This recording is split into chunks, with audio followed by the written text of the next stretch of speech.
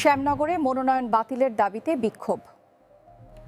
SK সিরাজের প্রতিবেদনে দেখুন বিস্তারিত।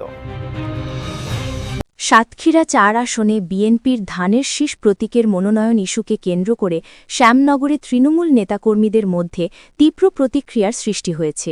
মঙ্গলবার বিকালে শ্যামনগর পৌরসভা সদরে বিএনপির একাংশের উদ্যোগে আয়োজিত বিশাল বিক্ষোভ সমাবেশে জায়গা না থাকায় সড়কের দুই পাশ জুড়ে নেতাকর্মীদের ঢল নামে।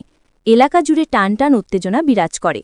সমাবেশে বক্তারা বলেন, দলের জন্মলগ্ন থেকে মামলার বোঝা মাথায় নিয়ে রাজপথে থেকে বিএনপির নেতৃত্ব ধরে রেখেছেন বর্ষিয়ান ও জনপ্রিয় নেতা আলহাজ মাস্টার আব্দুল ওয়াহেদ।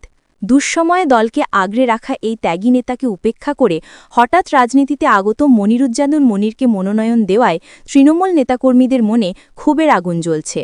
তারা দাবি করেন, দলের জন্য যারা বছরের পর বছর নিপীড়ন নির্যাতন সহ্য করেছেন তাদের জায়গা কখনোই নবাগতদের হতে পারে না।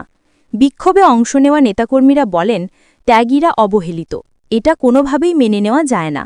মাস্টার আব্দুল ওয়াহেদ আমাদের কাছে শুধু নেতা নন, তিনি আমাদের অনুপ্রেরণা, সংগ্রামের প্রতীক।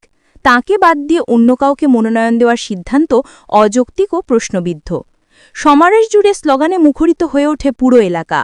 মনিরের মনোনয়ন বাতিল করো, ত্যাগীদের মূল্যায়ন চাই, ধানের শীষ ওয়াহেদকে চাই, ত্যাগী নেতার মূল্যায়ন না হলে ঘরে ফিরব না। বক্তারা আরও বলেন, সাতক্ষীরা ৪ আসন দীর্ঘদিন ধরে রাজনৈতিকভাবে গুরুত্বপূর্ণ এলাকা। এখানে জনভিত্তি, জনপ্রিয়তা, দলীয় শৃঙ্খলা ও ত্যাগ সব দিক থেকেই মাস্টার আব্দুল ওয়াহেদ সবচেয়ে যোগ্য প্রার্থী।